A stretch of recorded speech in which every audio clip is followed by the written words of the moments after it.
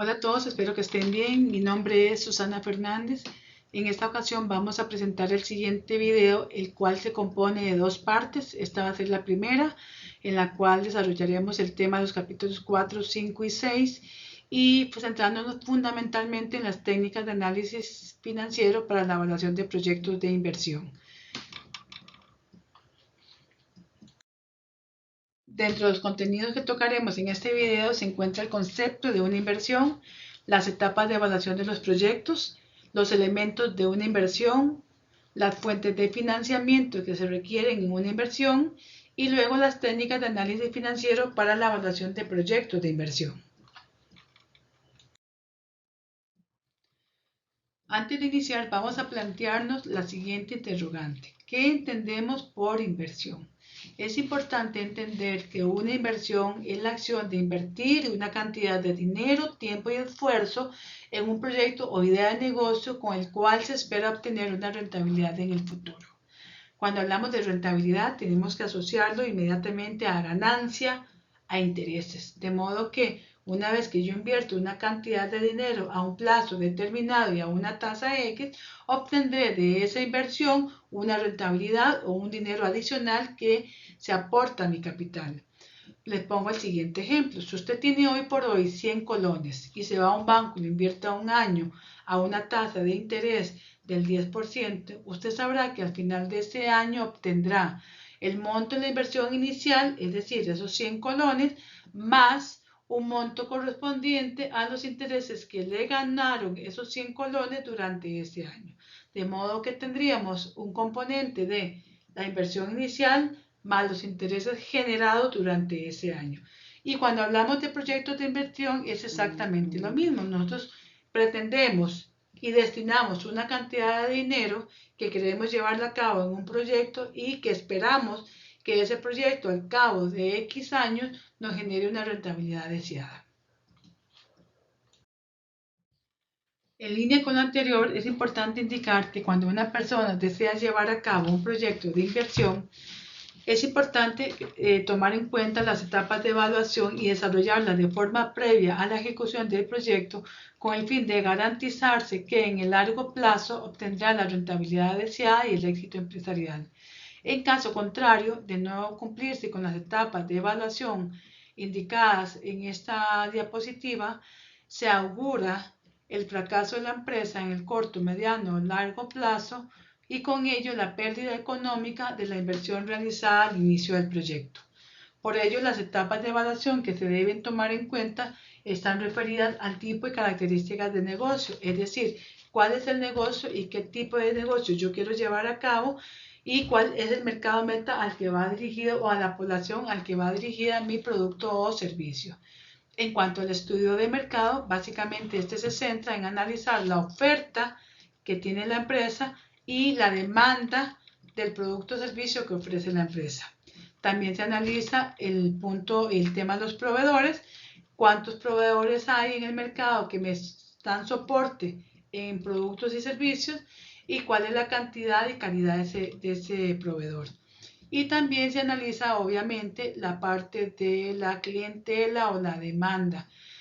¿Realmente cuento con suficientes clientes para poder vender mi producto o servicio? ¿Son suficientes para garantizarme unas ventas razonables y atractivas que me generen al final la rentabilidad que yo deseo? Eso es lo que entraría a analizarse en el estudio de mercado. En cuanto al estudio técnico, en este punto entra todo lo que tiene que ver con la localidad de ubicación, con la infraestructura, instalaciones, con el presupuesto. Incluso en este estudio técnico se realizan los costos y gastos, cuáles son los costos y gastos e incluso la inversión inicial que se requiere para llevar a cabo el proyecto. También se analiza el recurso humano en función de las dimensiones del proyecto. Si mi proyecto es muy grande, si es un hotel grande, pues requeriré una cantidad determinada de recursos humanos, personas que puedan ayudarme con este proyecto y llevarlo a cabo. Y por último está también, una vez que se analiza todo el componente técnico, se valida el estudio para pasar a la siguiente etapa, que es el estudio legal y ambiental, y es básicamente la parte de tramitología, de los permisos para iniciar el negocio, los papeles legales, el tema de impuestos, patentes, etcétera, etcétera, que entran dentro de este punto, y también, lógicamente, la parte ambiental, que pesa mucho y tiene una participación muy importante hoy por hoy dentro de las organizaciones. Por último, una vez que ya se han visto todas estas etapas, se pasa al estudio financiero, que es fundamental, y es aquí donde se determina la viabilidad o no del proyecto que yo quiero llevar a cabo. Entonces, desde este punto de vista se analiza el riesgo de dicho proyecto y también las técnicas de análisis de evaluación de proyecto, que es el BAN, TIR y el periodo de recuperación. Ahora bien, en cuanto a los pasos para establecer un proyecto de inversión, es fundamental tener claro cuál es el proyecto que yo quiero llevar a cabo. Seguidamente se determinará cuál es el monto de la inversión que yo necesito para llevar a cabo este proyecto, para ejecutarlo. Y recordemos que esta información se encuentra dentro del estudio técnico cuando hablamos de la inversión, cuando hablamos del presupuesto y cuando hablamos de los costos y gastos que están implícitos en dicho proyecto. Seguidamente se establecen cuáles son los flujos de caja que se generan en este proyecto, ya sea 5, 10, 15 años, y luego se determinan las fuentes de financiamiento si es que realmente las requiero para llevar a cabo el proyecto. Recordemos que las fuentes de financiamiento van en función del monto de la inversión. Si la persona que quiere llevar a cabo el proyecto cuenta con todos los recursos para cubrir la inversión inicial, pues entonces no requerirá de financiamiento. Pero si no cuenta con todo el dinero que implica la inversión inicial, tendrá obviamente que recurrir a fuentes de financiamiento que le den soporte al diferencial o al monto restante que le falta para cubrir dicha inversión. Otro de los elementos importantes para realizar un proyecto es el análisis de riesgo de dicha inversión, si se acepta o no el proyecto, a partir de las técnicas de análisis que ya indicamos anteriormente. Recordemos que si la inversión es alta, el riesgo es alto; si la inversión es baja, el riesgo es bajo. Y recordemos que aún más, si no se cumplen las etapas anteriores, donde se supone un riesgo alto ante pérdidas y fracasos, pues lógicamente la pérdida económica también va a ser alta. A continuación podemos observar las etapas a lo interno de cada uno de los estudios correspondientes. Muy puntualmente, el estudio de mercado toca el tema del mercado meta, que son los clientes, que es la demanda como tal.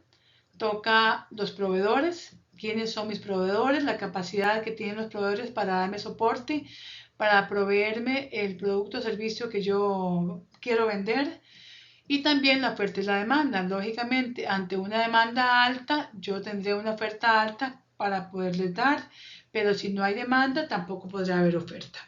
En cuanto al estudio técnico, podemos ver que se habla de la localidad o ubicación, de las características del local o del negocio, del tamaño, de las instalaciones, del presupuesto, del cronograma, del recurso humano, y con todo esto ya cerraríamos el estudio técnico con la viabilidad técnica.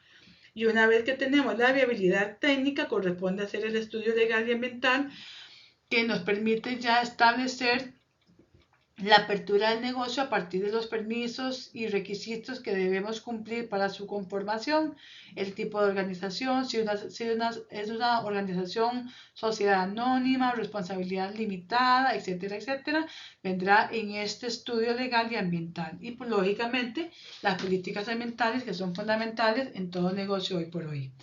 Finalmente terminaríamos con el estudio financiero, y es aquí el elemento relevante para decir si se lleva a cabo o no el proyecto de inversión. En la siguiente presentación podemos observar la clasificación de las fuentes de financiamiento. Esta presentación la vimos en la tutoría 1, pero es importante retomarla acá, ya que tiene que ver con los flujos de caja que desarrollaremos en esta presentación y en la parte 2 también. En cuanto a las fuentes de financiamiento, recordemos que teníamos fuentes internas que son propias a la empresa, o en este caso propias al inversionista. Y luego teníamos fuentes externas, que son los recursos que necesito obtener fuera de la empresa. Por ejemplo, si hay un inversionista que no cuenta con todo el monto en la inversión inicial, pues tendrá que recurrir a fuentes de financiamiento externas, que en este caso son los acreedores del sistema bancario y acreedores del sistema no bancario. El sistema bancario se refiere básicamente al sistema público o estatal, y el sistema no bancario se refiere a las entidades financieras privadas.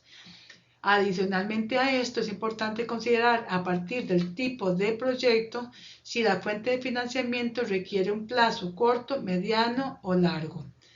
Y por último, en cuanto a las garantías, recordemos que todo financiamiento, dependiendo de su monto y del fin para el cual se solicita, requerirá la presentación de garantías que respalden dicha operación. Por lo tanto, tenemos garantías fiduciarias, donde son las personas físicas las que responden ante dicho préstamo. Tenemos garantías prendarias, cuyo respaldo son bienes muebles que quedan en garantía del préstamo, y tenemos las garantías hipotecarias, que son aquellas cuyos respaldos son bienes inmuebles, es decir, bienes que están sujetos al suelo, como terreno, casas, locales, lotes, etc.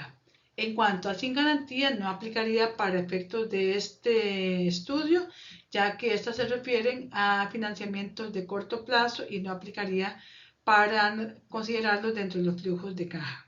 Una vez que ya definimos cuál es el tipo de financiamiento, si es que lo requiero, cuáles son las características y las condiciones, o bien cuál es el acreedor al cual quiero solicitarle un préstamo, procederíamos entonces a hacer los indicadores claves, que son el BAN, el TIR y el periodo de retorno de la inversión. Expuesto lo anterior, vamos a analizar el valor actual neto. Primeramente, es importante indicar que el valor actual neto debemos ubicarlo en el periodo 0, es decir, hoy. ¿Por qué?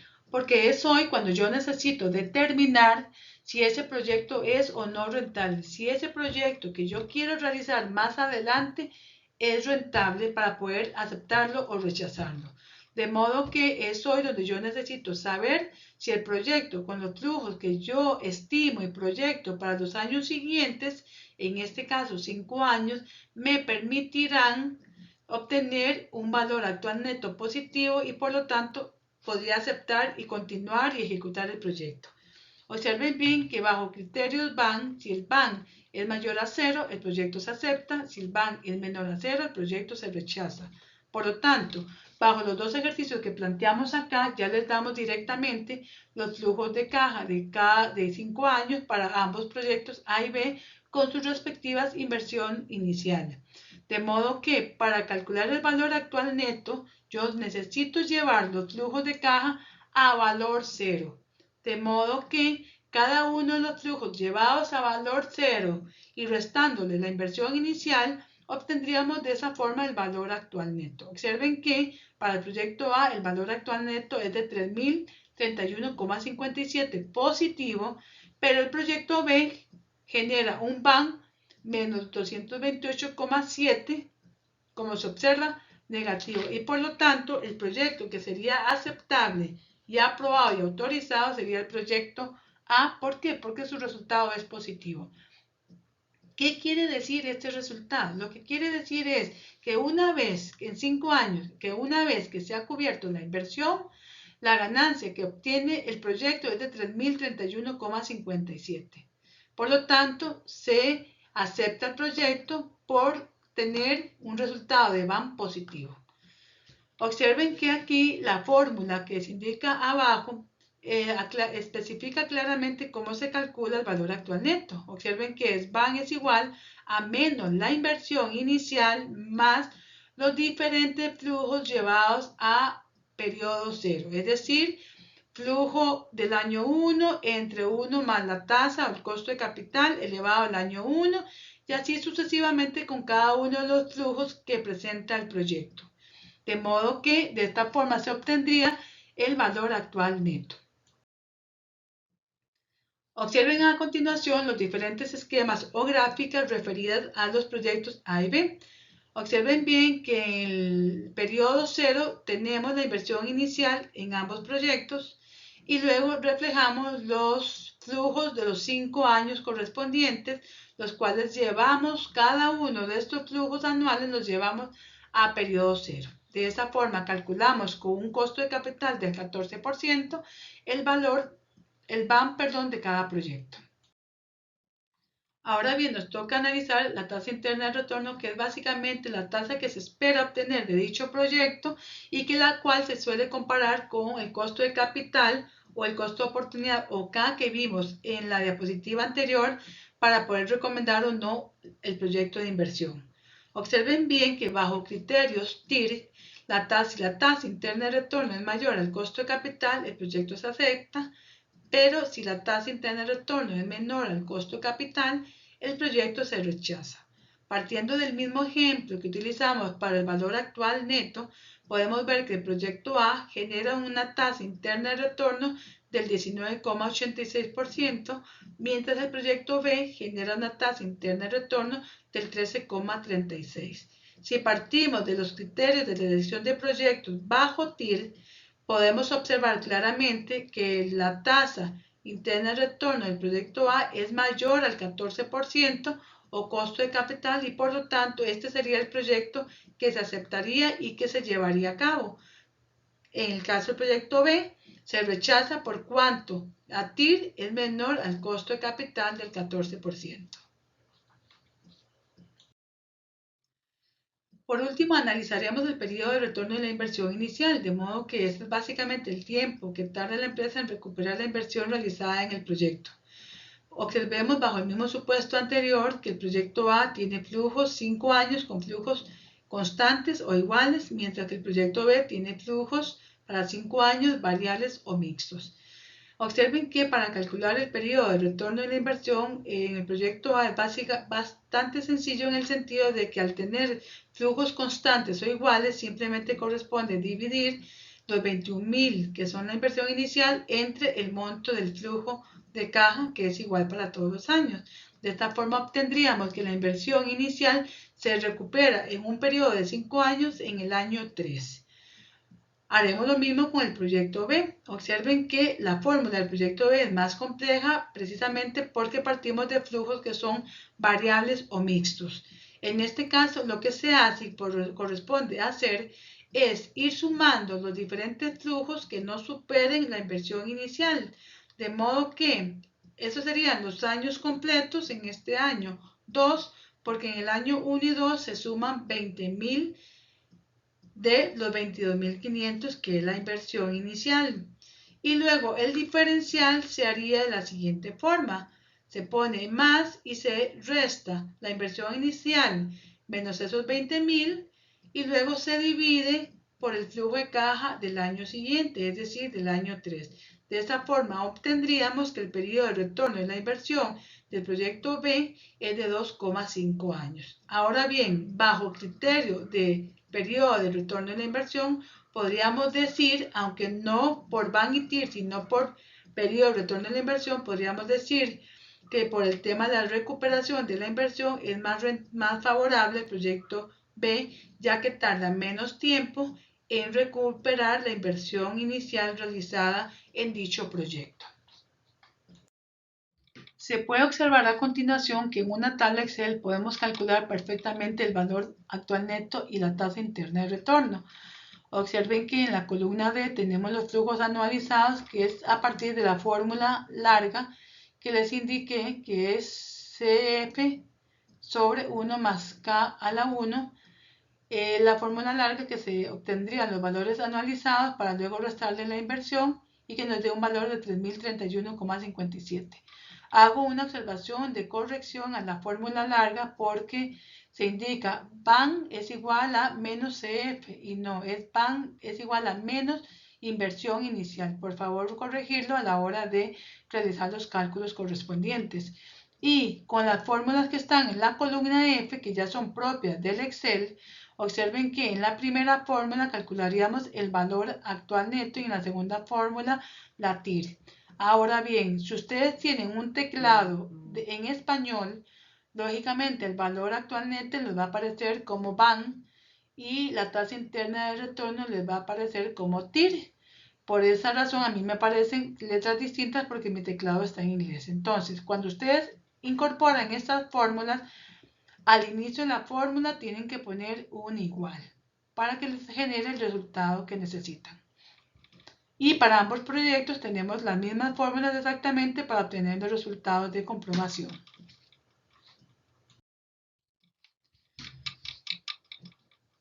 Ya dejando un poco de lado las técnicas de análisis financiero, vamos a analizar ya propiamente el esquema para elaborar los flujos de caja. Recordemos que en el ejercicio anterior lo que hicimos fue, a partir de flujos de caja ya dados, calculamos el BAN, TIR y el periodo de retorno. Pero en este caso necesitamos conocer cuáles son los componentes para llegar justamente a ese flujo de caja neto. Entonces, por un lado, tendríamos como elementos de la inversión el capital invertido, es decir, un esquema donde tenemos la compra de activo y el capital de trabajo. Recordemos que el capital de trabajo es la diferencia entre el activo corriente y el pasivo corriente. Y por otro lado tenemos el elemento de flujo de caja, cuyo esquema está conformado por ingresos, costos y gastos, depreciación, impuestos e intereses y amortización si se cuenta con financiamiento. Ahora bien, observen a continuación que tenemos estos dos esquemas para calcular los flujos de caja.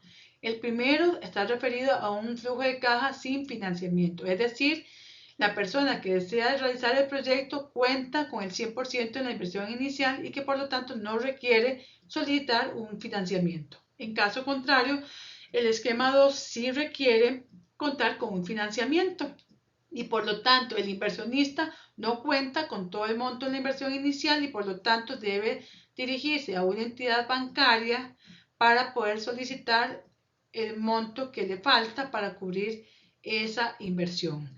Observen que entre un esquema y otro la única diferencia del segundo con respecto al primero es lo que está marcado en rojo. Incorporaríamos gastos financieros que serían los intereses justamente que se deben pagar del préstamo y también la amortización que es parte de la cuota de un financiamiento. Y por último incorporaríamos también el préstamo otorgado que ese se reflejaría en positivo porque es positivo para la empresa porque son recursos con los que cuenta. Como se pudo observar en los esquemas anteriores, es importante conocer cómo se calcula la inversión inicial y la depreciación. Primeramente vamos con la inversión inicial. Recordemos que la inversión inicial yo tengo que considerar la compra, en este caso el ejemplo supuesto es la compra de un activo y le sumaría el capital de trabajo neto que es la diferencia entre el activo corriente y el pasivo corriente, de modo que nos daría una inversión total inicial de 826.000 colones. Ahora bien, con respecto a la depreciación, recordemos que sobre ese activo debemos calcularle la depreciación para un periodo de 4 años y el valor de rescate básicamente es el monto en el que se espera al final de la vida útil del activo que se espera vender el activo. Por lo tanto, se le debe restar a esos 800.000, de modo que sobre 660.000 yo calcularía la depreciación anual dividiéndolo entre 4, que es la vida útil, para obtener el monto anual de la depreciación, que es el valor que debe reflejarse en el esquema anterior.